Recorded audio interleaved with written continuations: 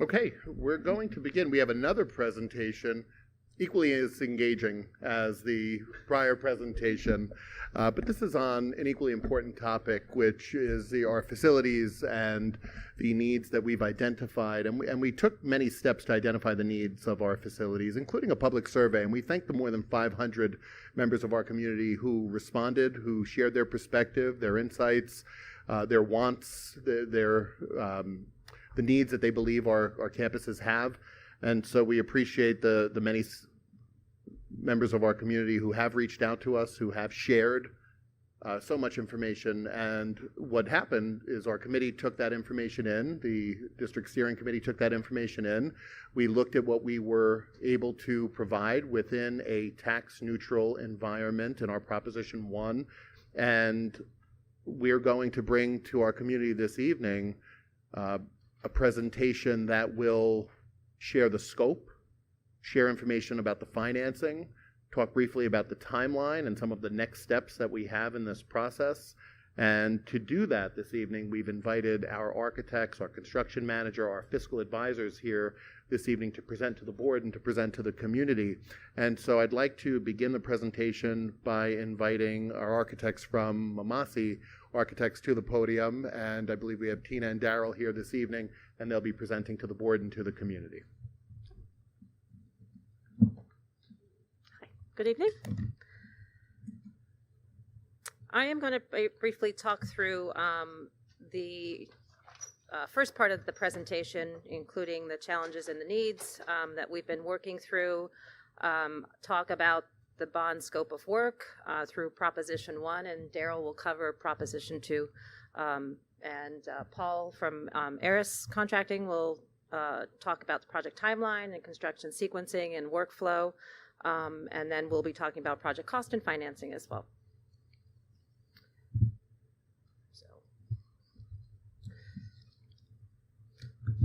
So as we talk through how we've gotten to where we are, it's really based on a lot of we did several months of meeting with administration and with teachers and the principals and walking through the buildings and trying to best understand what the challenges of the buildings are based on what the needs are. At Brookside and Mohansick, many of the challenges are very similar. The enrollment is growing, student needs are increasing, and the schools are essentially at their capacity at this point. Each school is short about 3 general classrooms and 2 special education classrooms. There's a lack of space for pull-out instruction, so that's for student support services like speech and AIS and essentially resource rooms to be able to provide those services, along with special education space like occupational and physical therapy space. Right now, that service is being provided in a space that's about 200 square feet. At Compound, similarly, enrollment is also growing. It's growing by about 3 sections, which means it's short about 3 classrooms, 1 general classroom and 2 special education classrooms. It's also short an OT-PT classroom, a speech room, and 1 room for ENL. Again, there's a lack of space for general pull-out for instruction for support services. And also the psychologists and social workers' offices are quite small there. This slide is just showing a demonstration of some of the spaces in all of the elementary schools. And really what it's showing is that a lot of these services that I talked about, speech and AIS and reading, are being provided in spaces that are have been either split to provide these services, in some cases in hallways or in offices that are clearly congested at this point.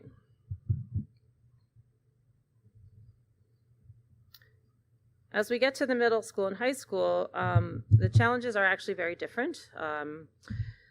It's really based on the age of the building and certain portions of the building. So at the middle school, there's a major portion of the building that has original casework, meaning all the cabinetry and all the storage areas in the rooms, especially in the science labs. The music, art, and home and careers classrooms are in the same condition. All those, you'll see photos of that. We'll be addressing the lobby and the cafeteria could use some renovations, including this space. The newer part of the building actually has lockers that are double stacked, and the students actually can't reach the top lockers. And there are some accessibility challenges in that building. At the high school, again, the music wing is original to the building, so those spaces really do need a renovation at this point. The science research room is too small for the program. It's been growing very rapidly.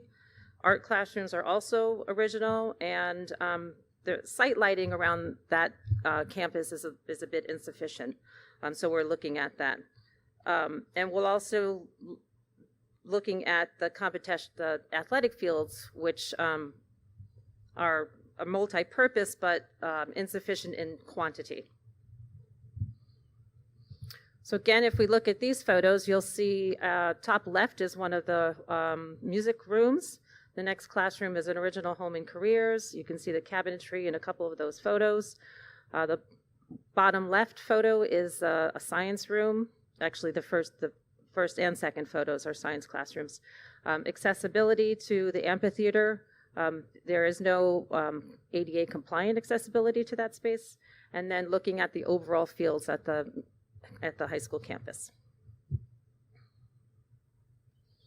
So we've translated, the challenges and the needs into a project that addresses these needs and begins to solve them to provide space, specifically at the elementary schools for enrollment growth and instructional needs of students. At Brookside, we're looking at a 2-classroom kindergarten addition, a 4-classroom third grade addition, and providing dedicated space for special education and small group instruction.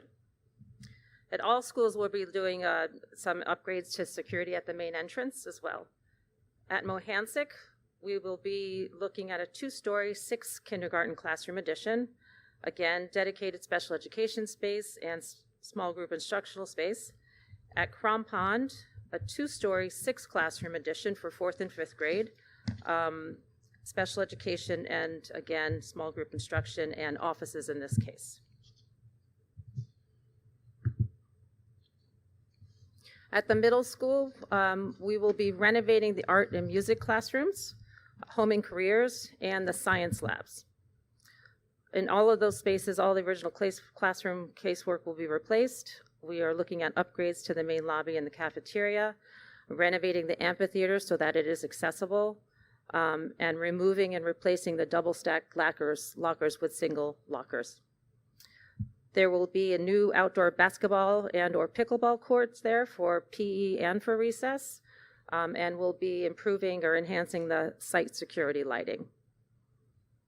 At the middle school and high school as well, we will also be doing some main entrance security upgrades and mainly filming. The high school renovations will be focused on the music wing and the art classrooms, essentially upgrading those spaces from their original condition, converting the robotics lab into science research, as that space is actually larger and more appropriate for it, and then moving robotics into the current science research room. Adding air cooling, so air conditioning at the music wing, and as relates to the outdoor space, a new synthetic turf, baseball, and multi-purpose field. Again, doing some security lighting and entrance security lighting. So I'm going to walk you through some diagrammatic plans that really just start to show the locations and the general space that we hope to construct. So at Brookside, you'll see on the one end, we are adding a 2-classroom kindergarten addition, which is called out in blue. So it connects to a corridor, and you can see the 2 classrooms above that. On the opposite side of the building is where we're looking at the 4-classroom addition for 3rd grade. And this is a general image of a replication of the space that we hope to create. In all cases, these spaces are really focused on creating an environment that allows the children kind of to create their own classroom. It provides the opportunity for flexibility, for learning in small groups, in large groups. You can see in each one there's a carpeted area which allows for instruction and for reading. Each of the kindergarten classrooms will have a bathroom within it, along with a cubby area for student belongings.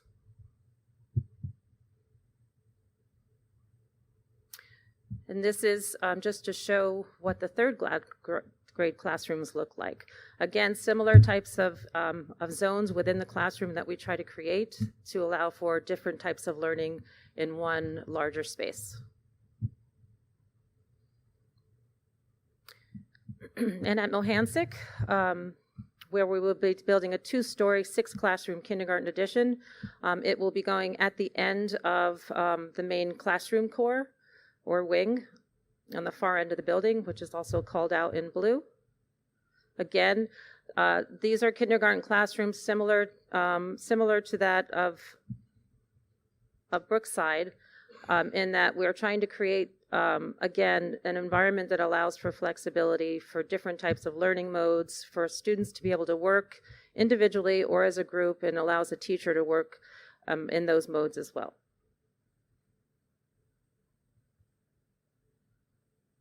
And at Cron Pond, at 4th and 5th grade addition, which will be on the front end of the building. Again, a larger 800 square foot classroom space that allows for flexibility in types of learning. As you can see, there's those 3 classrooms, they're all identical, and all of the furniture is identical, but the illustration shows that that furniture can be laid out in several different ways based on the teaching of or learning of that day. A little bit different than the kindergarten classrooms. You can see there's multiple instructional walls. There is an area that is a write-on wall for a small group learning.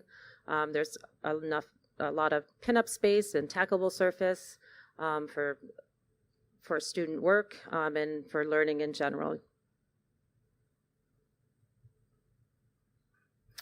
at the middle school, what you can see is there's a yellow highlighted area across the top portion of the building.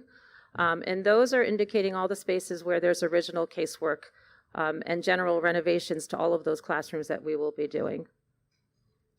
The larger called out spaces are the spaces that we will be gut renovating. So that includes music classrooms, art classrooms, and home and careers room.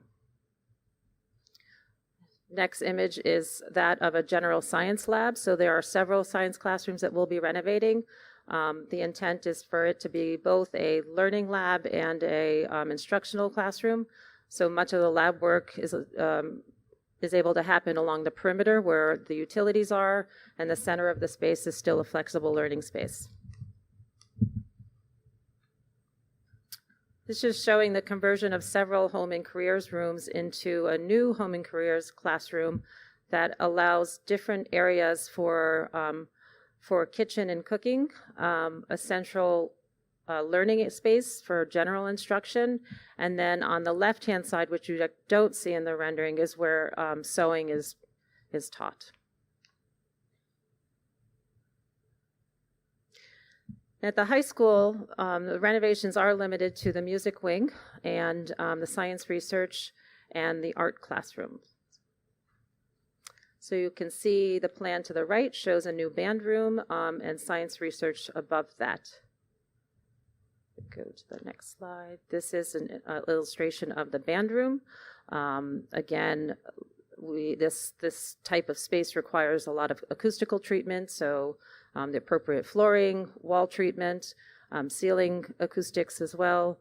It's a large space that can be reconfigured, or it also can be in traditional band orchestra type configuration, but also some space for small group instruction in the corners and sufficient storage for all instruments. This is an illustration of the science research room, which is being constructed in the robotics lab, which is one larger space right now. The intent is actually to divide it into certain areas that are appropriate and reflect how science research program works right now. So there's a general lecture or general instructional space, which you're seeing in the main image, along with what's behind it is sort of a lab space. And then at the athletic fields, Daryl, I think, is going to step in and talk a little bit about the difference between the athletic fields in Proposition 1 and in that of Proposition 2.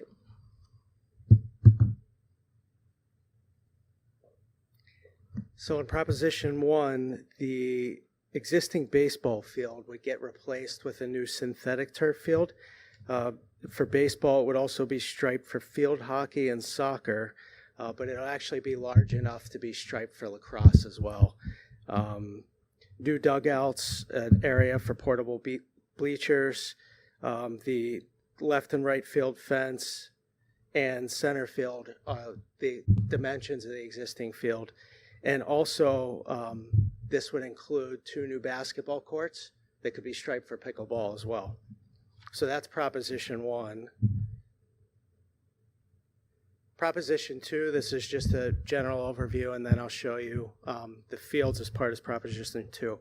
So Mahansick would get a renovation to the cafeteria, servery, and kitchen, so it would match with the renovations of the other schools in recent years.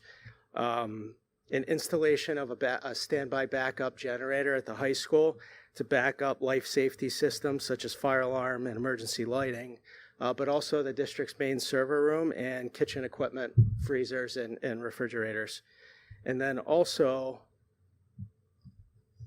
sorry, it's a little tough to see from here, but Proposition 2, what would happen is the baseball and field hockey synthetic turf field would get a little shorter to allow for space to create a second synthetic turf field striped for all sports, regulation size for all sports. It could be field hockey, football, soccer, boys lacrosse, girls lacrosse. Obviously new stormwater detention systems, but another key feature of this also is a new concessions and restroom building with a little plaza around it. Sort of creating a central hub and also ease the circulation to the existing stadium. Lastly, some design considerations that I think are important to talk about in general for Proposition 1 and Proposition 2. It's how we as architects and construction managers sort of address strategies for greener buildings, carbon reduction, and lower operational and maintenance costs for the district long term. High performance glazing, which is glass, wall and roof assemblies. What that, as you raise the performance of these building materials, it reduces the heating and cooling energy demand. So we do that by utilizing high U-value glass, incorporating ventilated wall assemblies, which is sort of like, you have a wall and a rain screen, and then it's sort of ventilated in between, reduces cooling load in the building, and good wall and roof insulation. Also sun shading on the exterior windows. What those do is they diffuse the natural light deeper into the space. They reduce the need for excessive artificial lighting, and they also allow ample daylight while reducing the solar gain and in turn lowering demand to cool the building. Obviously, with all of these, the focus is on occupant health and wellness and comfort, but also reducing heating and cooling demands and equipment sizes. High efficiency LED lighting, automatic lighting controls, and daylight harvesting. What that means, daylight harvesting, is the lights automatically dim as there's more natural light in classrooms.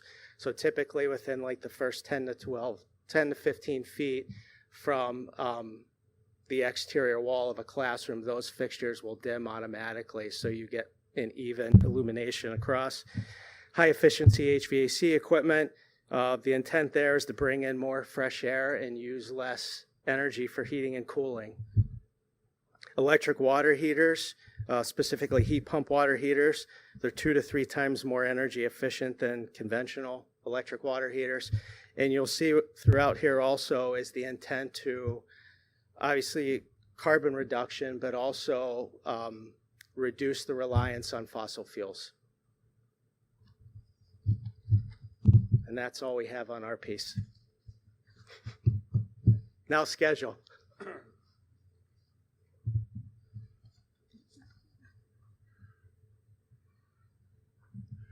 Good evening. Let me first go over what we do is after the architects move through the design, we have a number of functions.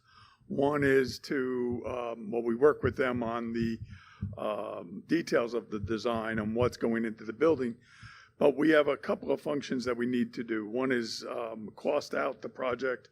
What was designed? What does it cost? And we need to sequence it. So one of the things we start, and one of what this is going to show you is the sequencing of it. Now, the sequencing and the scheduling of the project is beneficial for a couple of different things. We, after we've come up with the cost on the project, we cost load the schedule so that when we run the schedule, we can then put like a monthly cash flow on it so that so it'll help your fiscal advisor into understanding how much money you're going to need at what time. So on this project, what was looked at, and this was done through a lot of discussions specifically with the facilities committee, on your critical points and what needs to be addressed first was Mohansick and Brookside. So we looked at those two as beginning the program. So looking at the design element in Mohansick as being the highest need and the easiest to basically push out first would be the about a 10-month design period. And then we go into State Education Department review. We go into bidding, and then by the time we get to construction, it is, if the project starts, I jumped. Oh, you did it?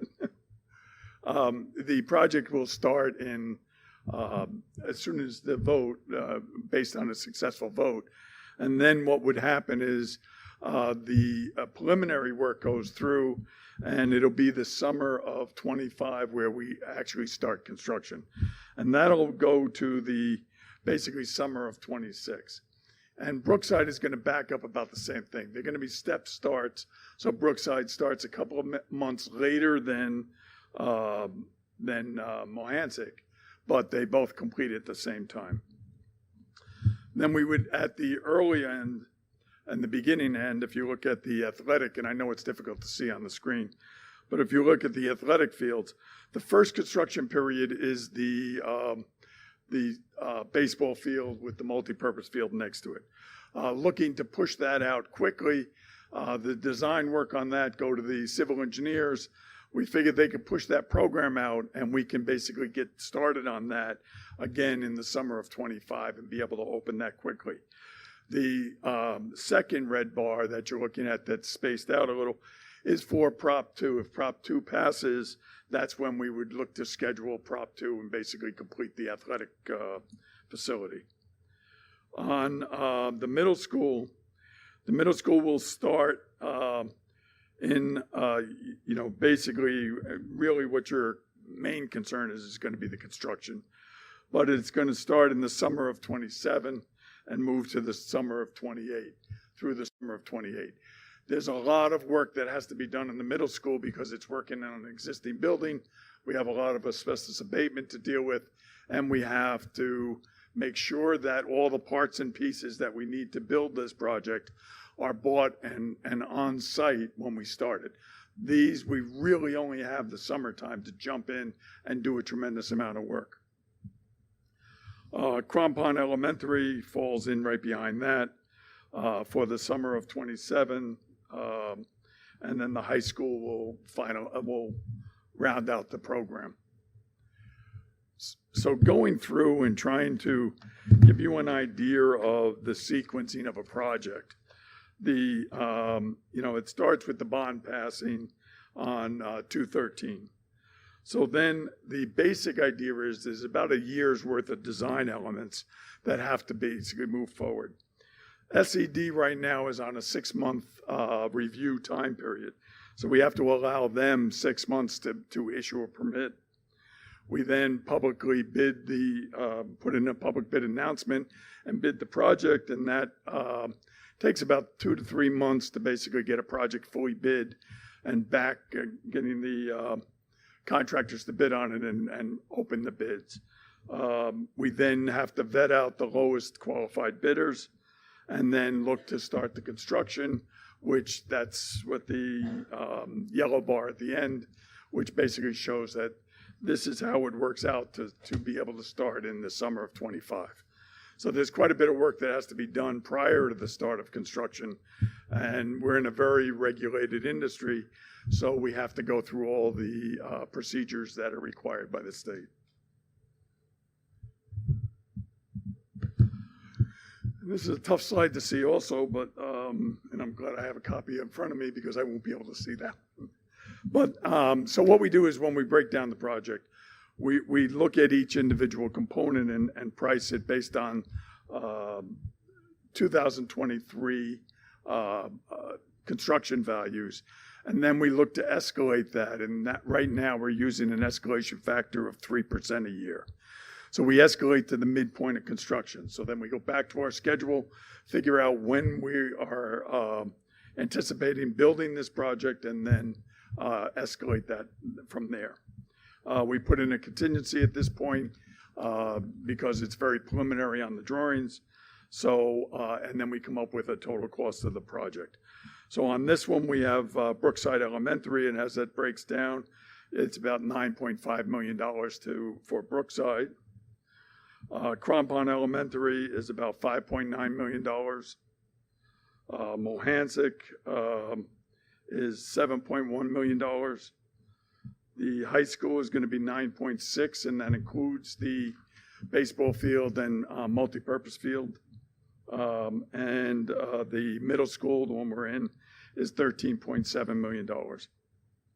So that makes a Proposition 1 of 45,995. On Proposition 2, on the right side of there, this slide, is the Proposition 2. So we have the multipurpose field, the athletic lighting, scoreboard, the concessions building, and then the concrete plaza and sidewalks. And this program was being developed right along the way and trying to fit in all the parts and pieces that were needed. One of the crucial points of this was the amount of people that go down to that facility and trying to create enough movement and space around that everybody could safely walk around the site. So it includes widening the sidewalks leading up to the main parking lots, a larger plaza around the concessions and restroom building so that people can gather there. So and then in addition to that, we have the Mohansick cafeteria and kitchen renovation similar to the project that was done in Brookside a couple of years ago. And then the high school emergency generator. So Proposition 2 right now is $10,950,000. That's all I have on that, and I'll turn it over to your fiscal advisor. All right. Good evening, everybody. So as the architect and construction manager have laid out, obviously you have some needs that you have at your buildings. They've kind of laid out that, what the needs are and the cost of that. So then naturally the next step is to look at how can we pay for that and what's it going to mean for the local residents. So anytime that we're going to look at that, there's a few things we want to look at. First of all, your state building aid, you're getting back just under 60% back. So we've looked with the project team at how much of this work could be aidable, and we can get that 60% back because that obviously goes a long way. Getting more than half of that cost back from the state. Another thing we look at is what cash do we have available to kick in to minimize interest expense. So you as a district and as a board have done a good job of setting some money aside in a capital reserve. So we plan on using $6 million of capital reserve towards this project, towards Proposition 1. So that's a nice piece that we're not going to pay any interest on for about 12 or 13% of the project cost. And then finally, the last piece we look at, and that's what you'll see on the screen right here, is what is our existing debt load and what opportunities do we have to kind of strategically bring any new debt that we're going to incur on as old debt retires. So what you'll see, and I apologize, the numbers are a little small, but on the left-hand side there in the blue shading, that's your existing debt load for all your previous capital projects. And what you'll notice is that's going to drop off over the next couple of years. So you have a handful of projects from the early to mid 2000s, a refunding bond from 2015, that are all reaching their final payments over the next couple of years. So as that falls off, we can build in this new project and have minimal to no impact to the taxpayers. And that's one of the things that, as Paul was talking about, we've worked closely to kind of strategically plan this to phase out the work so that as the debt falls off, we can slowly step into the borrowings to kind of align that.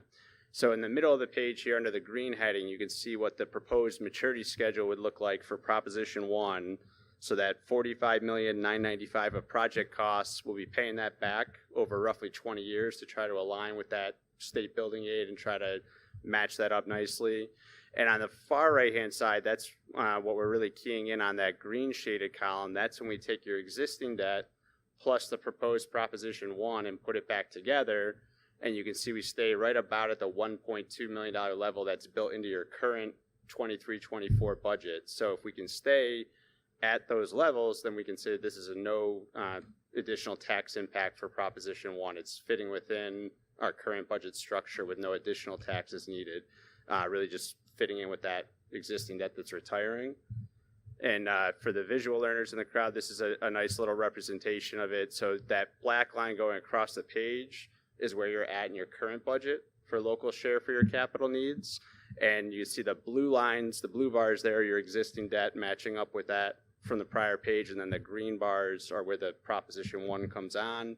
And since we stay at or below that line, no additional tax impact for Proposition 1. You will notice that we do go right up to the bars. We've kind of maximized our ability on Proposition 1. So when we start to talk about Proposition 2, that would then have to go above and beyond that. So what we've done is quantified, if both propositions were to pass, what would the impact of Proposition 2 be?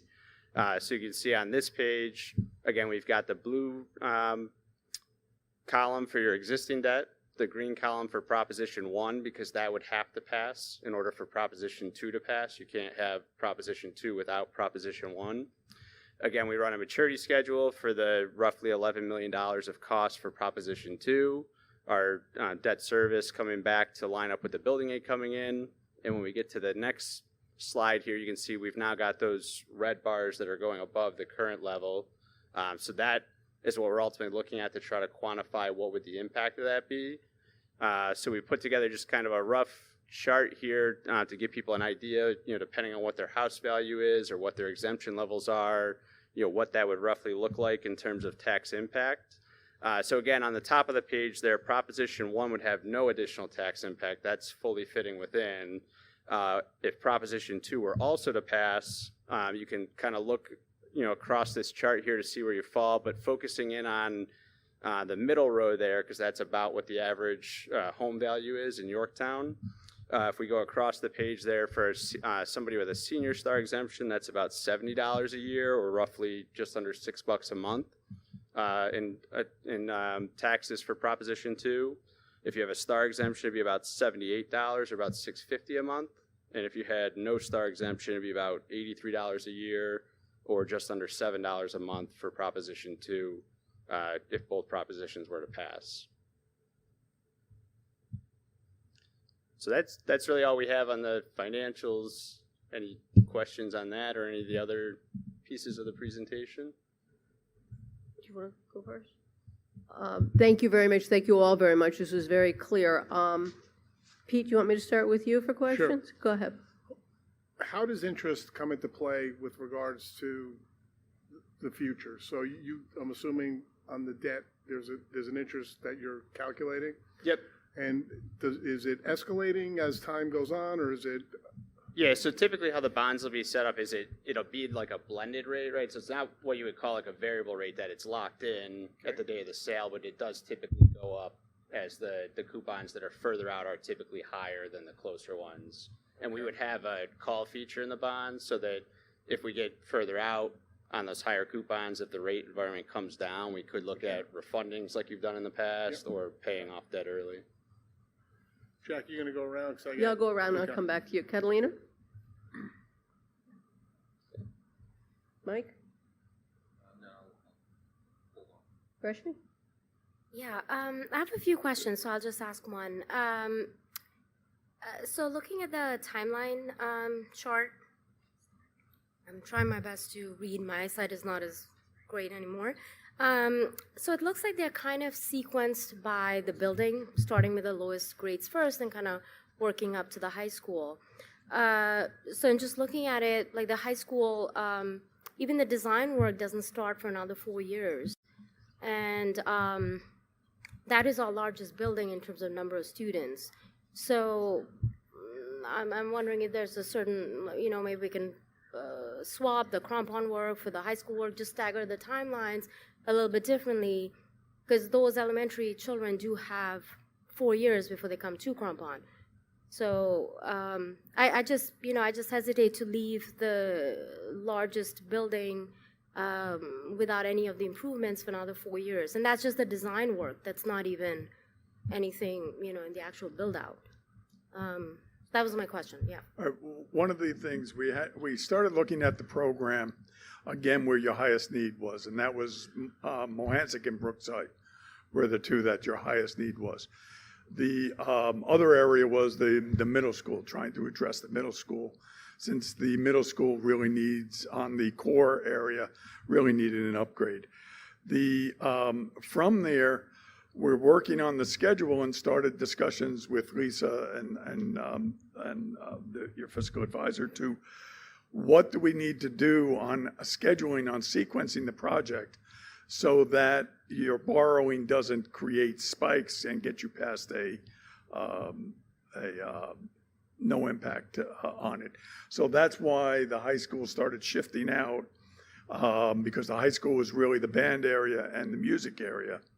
I think there's a lot more than that. Well, there is, but Just to add, and just to piggyback on what Paul started with, during our steering committee conversations, a big part of it is we're out of space when it comes to Mohansick and Brookside specifically, and some of the new developments in town are suggesting that there'll be a bigger impact at Brookside, but certainly an impact at Mohansick as well. And so we wanted to be able to address seats for students first. Before we did anything else, seats for students were an important piece that we were missing from the current program, because there are services being delivered in hallways. Music is still on a stage at the elementary schools.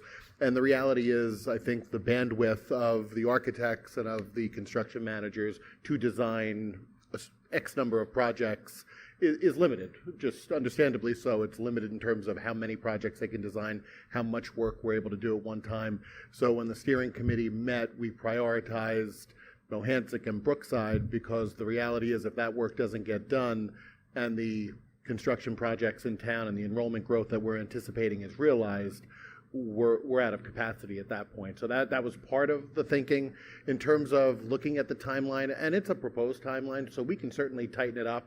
And because I agree with that starting the high school so late in the process, and the needs are still very pressing at the high school. Most of our students pass through that building. That's the highest enrollment with regard to all of our buildings. So it's something that we'll continue to look at, but I just wanted to share that the original thought here is that, okay, high school, we want to upgrade the music rooms, that's important. We want to upgrade the baseball field, that's important. Science research, robotics, those are all really important. Brookside, Mohansick, if we don't get this project through, we don't have seats for students and classrooms for students at that point. But we'll certainly take that back to the committee and look at it. Yeah, I think too, also, when we think about the last projects we did, everything is fluid, because you're trying to project now in 2023 what it's going to look like in 2025 and 26.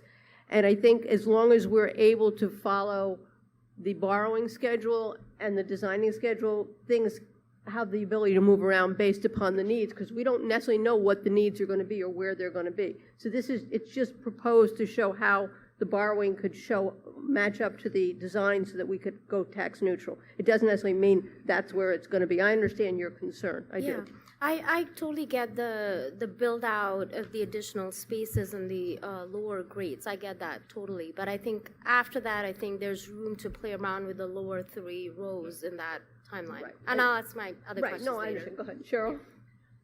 Just a comment, and you, Dr. Hatter, you addressed one of the most important factors we've taken into consideration are the seats for students, but it's wonderful to see our space reimagined, and these graphics really give us an idea of where the teachers and our staff have been, but we have been lagging. We've not been able to provide the space that's accommodating how they're teaching now. And I think these graphics do a wonderful job of showing that and demonstrating that we're moving ahead, but our spaces need to move ahead as well and accommodate that. And we see that in all the classrooms with the variable seating, with the variable wall space and how they're utilizing it, with the home ec center or the home ec classroom looks completely different on these graphics. And not only do we need an upgrade, but it's redesigned and reimagined and repurposed for how we need it to work right now. These spaces are so old, many of them, and so it's nice to see in these graphics how we're not just updating, we're reimagining and meeting the needs of our staff. And that's, these graphics are just so impressive. It really allows you to feel how our staff will feel and how our students will feel in them. So thank you for that. Lisa? Thanks for the presentation. It was actually very helpful. I don't sit on the steering committee, so I don't see a lot of the details. So this was helpful in helping me understand where things are expected to go. You did mention about the bulk of the work being done during the summer, which obviously makes sense. Our campuses are used for other purposes in the summertime as well. So my question is about that. Will the summer programs be impacted that are on each of the campuses? Will there be work during the school year? And will our own amazing O&M staff play any role in the renovations? Well, there will be work during the school year on the additions. So what we do is we fence ourselves in and completely separate ourselves from the school operation. And that's what we'll do. We create our staging area and we create the area to build the building. So the additions will be built through the school year. Also, we generally start those buildings in the summertime so we can get through a lot of the noisier type of functions. And then basically, once we're out of the ground, it calms down a little bit and we can move forward. So that'll happen. When we get into this building we're really working on the core of the building. So it's very difficult to work on the core of the building while you're in session. It's impossible, actually, without moving you out. There's strict regulations on how we can build and the separation of occupants with construction. So we follow those to a T. And so the work on this building will mainly occur during the summer times, over the course of 2 summers. To just answer the other parts of your questions as well in terms of how it impacts, and I appreciate you asking that question because those are some of the real logistical pieces that we're going to be grappling with. So yes, when there's construction happening in a building, depending on the construction that's happening, we may have to relocate some of our summer programs. The good news behind the staging piece is that it appears we'll always have a building available within our district to be able to house our summer programs, but that's a very important consideration for us. Many of our programs are housed at the high school, so if this holds, we'll have some time. If the high school moves earlier, obviously we'll look to relocate our summer programs. And yes, the O&M staff would have some role in this, and especially in the coordination in terms of liaising with the contractors who are on site. But we've been doing construction for 18 years, and one of the initial questions when we're starting to stage for the summer is, where are the programs going to be? How are they going to keep any kids if they're going to be in the building and staff separate? So all of that is taken into account. If a building's going to be taken off of line, space is found in another building for that program. I don't think we've ever denied a program because we were building. We've just found maybe they have to go to a different building or we work around it. But ours has always been very good about helping us to stage it and make sure there's always space for all the programs. And just a follow-up, I know you have questions, Pete. I know you're itching to ask No, more. no, you're good. But just take a your time. follow-up, does that apply to our community partners as well, not just the Yorktown School District programs, but we have camps that go on, sports events, theater camp, whatever happens on our campuses during the summer. Are we going to be able to accommodate all of those? So I think our first inclination is always yes, we want to, that's always our goal. And I think we demonstrated that commitment to our community when we brought the pre-K program in, this board took a really strong position that they wanted to be good community partners. They wanted to support the programs that support our students. And so we were able to make that happen. There may come a time where we're not able to house a summer camp on our campus proper. It may happen. We always work to avoid that, but there may be some circumstances that are going to be outside of our control that require us to push a program outside of our campus or over to French Hill over the summer or some other creative solution. But I think our default and our starting point is we want to make this work for all of our community partners. Thank you. Pete? With regards to in Prop 1, the multi-purpose fields, there's a walkway between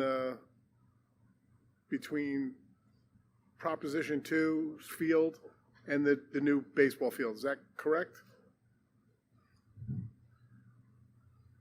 That one? Nope. This next one? The next one.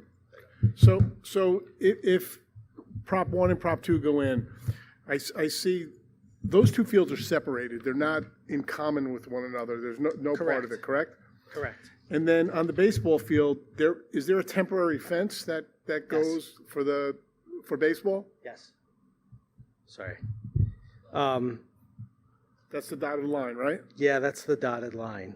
But around there's the a baseball permanent field. fence that covers the perimeter. Yes. I believe that would be a permanent fence around the baseball and field hockey field. And then the pathway in between is actually a 10-foot paved, Which separates the two, which correct? separates the two. Yeah. If Proposition 2 fails and we just go with Proposition 1, does that move up or accelerate anything because that construction's not in the project, They've been sequenced separately, right? so that would basically come up first. So that would stay under the same sequencing as anticipated, which is the. But does that allow for any other thing within the project to get done because that's not being done? Get done sooner? Get done sooner? Not really, Oh, because no. the proposition. Yeah. Go ahead. Since the Proposition 2 is going above and beyond, the timing of that isn't as critical Okay. as with Proposition 1, where we're trying to keep it within the existing debt that's retiring. Mhm. So if Proposition 2 doesn't happen, the sequencing for all the Proposition 1 stuff still has to follow roughly that same time frame to align with how that debt retires from the old projects. Okay. Yeah, the field, the multipurpose field and the baseball field get built at the same time regardless. And we're trying to separate the two fields so that we always turn something over to you that you can use while we're working on another area. So that field will open up and be completed, and then we'll work on the next field. Okay. Thank you. Catalina? That answered my question by Proposition 1 and Proposition 2. Okay. You're good? Mhm. Mike? And I don't really have a lot of questions. I've been involved in both on the fiscal advisory committee and the steering committee, so none of this is new to me. I've kind of been immersed in it for a while. I guess the one thing I think Pete kind of hinted at it before was with regard to, moving forward with our projections. The bond itself is based on a bond amount. Not necessarily, I mean, the cash flow works out because of the way we scheduled it, right? But it's not, we're targeting an amount, we're not necessarily targeting the cash flow, right? So if the rates are different than what we anticipate or they're lower, we don't really get any more money to work with. It just might move it up a little bit. Is that accurate to say? Right, yeah, so we've used a 6% bond in the projections, which would be conservative in today's market. I mean, rates are higher than they have been, but they're still, probably closer to 4%. So if rates hold out where they are now, then potentially we might be able to accelerate, some of the work because we won't be fully up to that debt load. So, so yeah, there is a chance that as we know more pieces to and move along, then the cash flow could potentially change if the debt structure allows it. But regardless, just to follow up on that, regardless, Proposition 1, no matter what, and it will always be tax neutral. That's what we've Correct. told the community, and no matter what happens, we'll keep it to that. Freshman? So I just wanted to clarify that from a sustainability standpoint, those design considerations, those would apply to Prop 1 also, correct? Yes, they're mostly Prop 1, the new building additions and the significant renovations of spaces. Great. So thank you for the clarification. Cheryl? I'm good, thanks. As Mike has mentioned, a few of us sit on the steering committee, so I really don't have any questions at this point. So I'm good. Thanks. Lisa? I'm good, thanks. Pete? With regards to the whole sustainability piece, was solar heating, solar panels, or geothermal heating, was that ever taken into consideration with regards to? It always is, and that's something that develops post-bond vote, post-referendum. We look at the best ways to, be fiscally responsible, but also maximize options for renewable energy and sustainability. Cool. Kathleen, are you good? Anybody over here? Yeah, so just a couple of questions. So if I could just follow up on Peter's question. So in that timeline chart, like where would those decisions be made, or I guess where would those options be explored about solar panels or anything else that you might? So regarding, sustainability or those green measures like we talked about, those get considered at the beginning of design, because those are the decisions that need to be made early on to sort of steer the design as you get further in the details and construction materials and orientation and things like that. So those are items that we evaluate early on. And then as far as renewable energy, that's really when we start to dive into the existing utility bills, nice sort of rebates and incentives, available roof space, available land space, whatever it may be, what those various options are, and that's really an analysis that we would start post-vote as well. Awesome. We've had those, just so you know, we've had those discussions all along, like the design considerations. We've always talked about how can we be sustainable, how can we be greener, so that those are in some of the preliminary numbers, even though they don't have designs yet. They're well aware that the district is trying to go as much in that direction as possible. Right. I think it's helpful for everyone to know what it is. So it's great to hear from them. I don't sit on the steering committee, so I wouldn't know that those were being considered. Right. So even like during the design phase, I think it's good to get updates from them to kind of, Sure. on the big things, not everyday stuff. My two last questions. So one, I know for the elementary buildings, like we call them kindergarten classrooms. So is the understanding that when this class moves to first grade, that's going to become a first grade classroom? Like how's that going to work? I'm sorry, can you just repeat the question? Sorry. So for the elementary classroom buildings, I think we call them 6 additional kindergarten classrooms. So is the expectation that when this grade moves to first grade, then they're going to be first grade classrooms, or is it just a notation thing, or is it physically a K classroom? The classrooms that we're allocating as K classrooms are physically K classrooms, or will be, whereas others will be moved to another classroom to allow some reorganization within the plan. And so essentially it's 6 more classrooms. So right now the thought process is kindergarten is what we're going to build for, because there are square footage requirements in kindergarten that you can't take back, and then there's a bathroom within the building.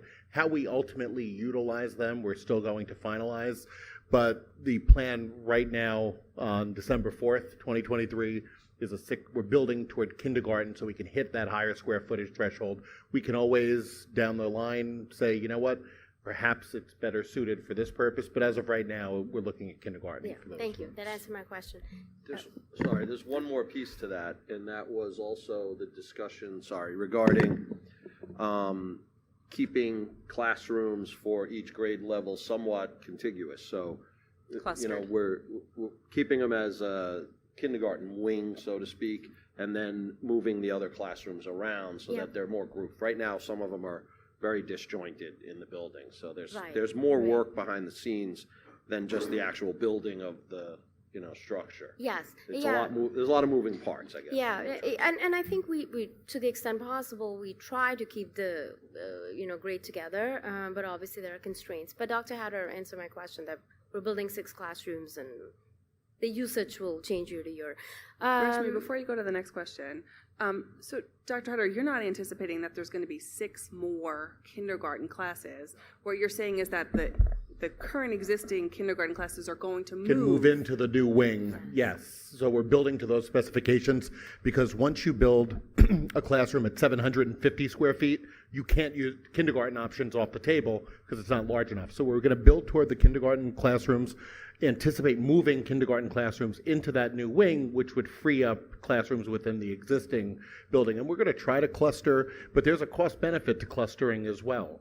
So as we renovate classrooms, there's a cost associated with that, and we'll certainly do our best to do that within our O&M. There was a question that said, what's our O&M's role in this? O&M department will have a role in some of those internal alterations and configurations, but the 2 big priorities that I think we saw from the over 500 community members who participated in the surveys, they wanted something that was tax neutral, and safety and security was also very important to the community.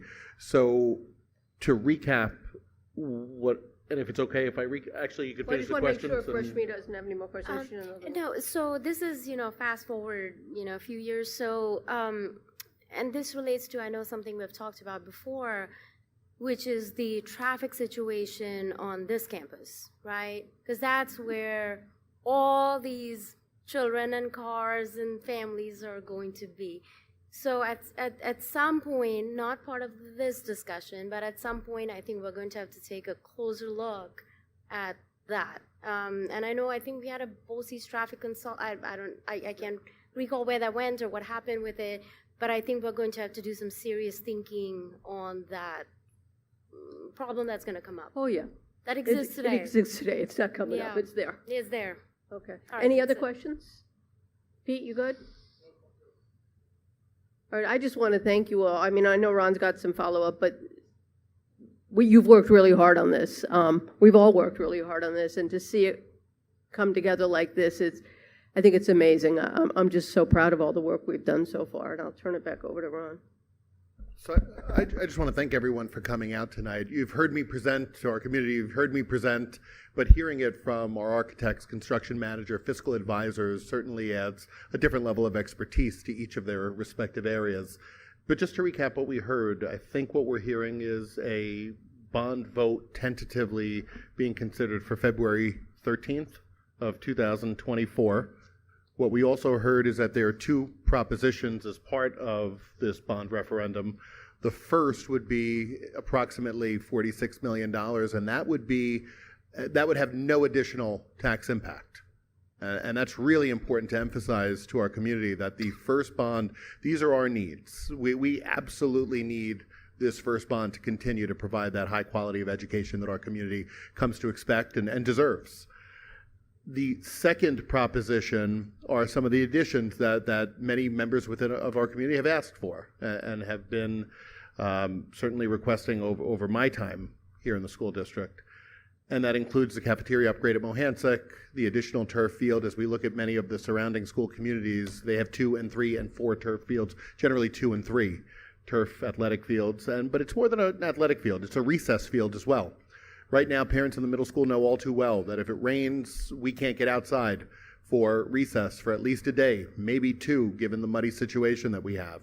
More basketball courts, pickleball courts for our middle school students. So this is more than just an athletic turf field. And then certainly looking at our emergency operations in Proposition 2 as well, the generator, the cafeteria at Mohansick, and then the athletic fields. And what I've heard tonight is that Proposition 2 can only be considered if Proposition 1 passes. So voters would see 2 propositions on the ballot, and if Proposition 1 gets approved, then we would look at Proposition 2. We can't have Proposition 2 without Proposition 1, and the impact of Proposition 1 was provided in one of the slides. Again, all of this will be posted to our website for our community to see and take a look at all the numbers and the detail.